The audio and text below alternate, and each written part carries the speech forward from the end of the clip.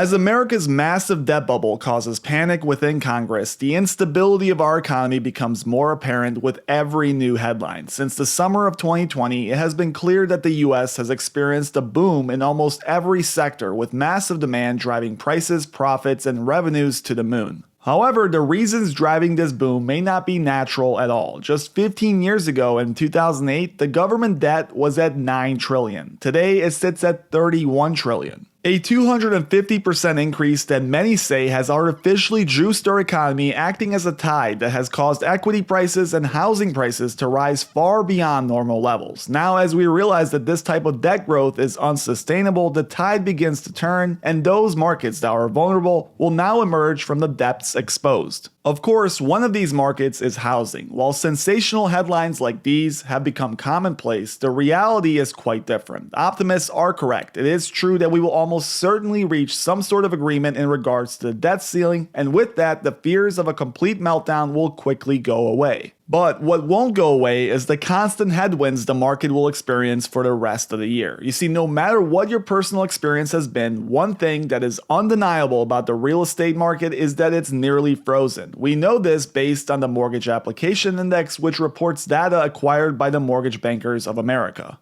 Since most residential homes are bought using a mortgage, this index provides us with a picture of the market, giving us a general feel for how much purchase activity is going on. Today, we can see that the index has dropped nearly 54% from the last peak, which occurred in January of 2021. In fact, if we look at today's level of 158, it's about 38% less than what was considered the normal level in the pre-2020 days. And taking a step back in history, today's levels are actually less than the extreme lows we saw in the post-2008 crash. So it's pretty clear that on the activity side, the market is essentially frozen. Nobody's buying, and the few transactions that are happening are extremely competitive due to the inventory situation. With that said, you might be saying to yourself, why does it matter that activity has dried up when at the end of the day, it's the price I pay that matters? We can talk about all the indexes and indicators in the world, but if I'm opening up my Zillow app and seeing houses fly off the shelf in a matter of hours for prices 30, 40, and even 50% higher than 3 years ago, why does all of this statistical nonsense even matter? Well, the answer can be found by looking at this blurry future that is slowly becoming more and more clear as the data flows in. We know that tough times are ahead for the economy. Not only are companies reporting bad earnings, slowing sales, and falling growth, but the Federal Reserve is continuing to raise rates beyond what the market expects. Today, the federal overnight rate stands at 5.07%, and we know that all the interest rates are essentially based off this number. So as the Fed continues to tighten, the rest of the economy dries up as a result. We have seen plenty of evidence emerge that Powell is not done raising. This is especially true if we see a deal for this debt ceiling happen. This provides more fuel for him to say that there is no evidence of inflation returning to normal and that continuing to raise is the right move as things are operating just fine. So you might be wondering, when will this begin to affect the housing market? The last week in May has proved to be the seasonality peak for housing prices. Last year we saw prices peak exactly here, stay somewhat stable for the month of June, and then begin their long decline into the winter months. And now, if we look at what's happened this past week, my opinion is that we'll get the same effect this year. Mortgage rates have suddenly popped off, reaching the 7% mark going into Memorial Day weekend. Last time this happened, we saw buyers disappear from the market, throwing in the towel once this psychological benchmark had been reached. Now, with rumors swirling that the Fed will continue to raise, it wouldn't surprise me to see interest rates approach 8%. But this time around, the record high will be reached under different circumstances. You see, even last year, the perceived buying conditions for a house were near record lows. The University of Michigan has a survey that goes back to the 1960s that essentially measures consumer sentiment and expectations regarding the housing market's direction and the willingness of people to engage in real estate transactions. This survey shows that recently we have seen a small spike up from record lows, but if rates continue to move up like they have in the past few weeks, we can expect the survey index to reach lows we have never before seen in history. At a certain point, something will have to break and a regression to the mean will surely take place. To put this into perspective, let's review.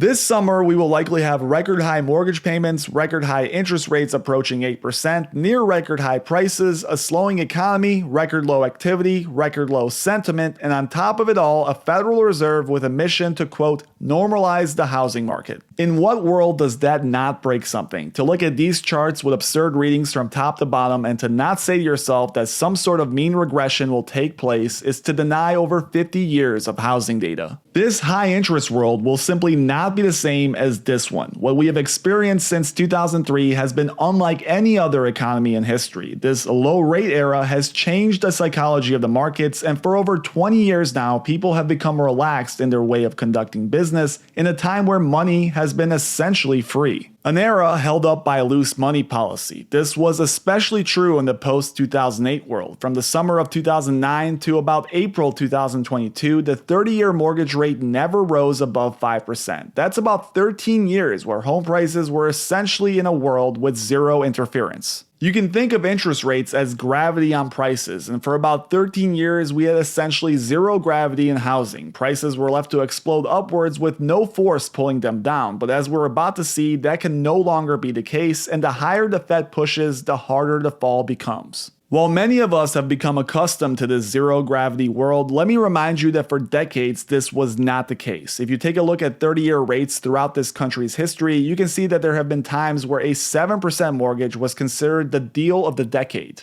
For example, from around June 1974 to September 1991, the 30-year mortgage rate in this country never fell under around 9%, spending much of the era in double-digit territory. In fact, in 1982, the rate reached a record high of 18.5%. Now, I'm not saying that this is what the future holds this time around, but understanding the impact of interest rate changes in an era where people have gotten accustomed to 3% mortgages is key in understanding why this environment of never-ending price growth has to change. Now, if we go back to the topic of the debt ceiling, there is another important detail in this deal that will have a profound effect on spending in the near term. But before I reveal it, I would love for you to take a moment to do something that will have a profound effect for this channel. Please take a second to hit that like and subscribe button if you're enjoying the content thus far. Every like is fuel for the algorithm, and your feedback is incredibly important. Now, back to what I was saying. After the events of 2020, as many of you know, student debt payments were paused by the government, and many believed that this debt, or at least part of it, would be wiped away by the government with various relief programs. Now, as new details regarding the debt ceiling emerge, what we're seeing is strong evidence that student payments will have to resume in the fall. A surprise that will likely shock many potential buyers. According to the Federal Reserve Bank of New York, the typical payment for a student loan is $393 per month, with the average student loan debt at $39,350. As you can imagine, this change will likely have a massive effect on consumer spending, and it will put growing stress on existing borrowers. This is especially true for professionals and graduate degree holders. For example, the typical grad school student loan payment is over $1,200 a month, and when you look at who's buying these new homes all over the country, you can understand why some home builders will be worried about the impact to demand this change will cause. Now, as we look towards the rest of the summer, we can map out all these headwinds that I mentioned. We know that from previous cycles, home prices peak around late May, early June, and from here, seasonality begins to take effect. Now, on top of this natural decline after the spring buying season, this time around we'll have interest rates nearing all-time highs. Looking at median prices currently, we see that we are already behind last year, failing to beat out previous records, and now, forced by high interest rates, I predict that they will fall much further than what was previously expected. On top of this, student loan payments being resumed in the fall will likely have further deflationary effects on the market, and with the headwinds in the economy, we will only here see the full effects of the downfall. While prices may remain somewhat stable for the rest of the year due to record low inventory, as we move towards Q4 of this year, the full impact of these effects will only then be seen. Slowly, the unemployment rate will rise, investors will begin to get cold feet, and builders will be forced to lower prices, dragging the market down with it. The start of 2024 will be the start of a long bear market that will see home prices finally recover following a decade of spectacular, never-ending growth.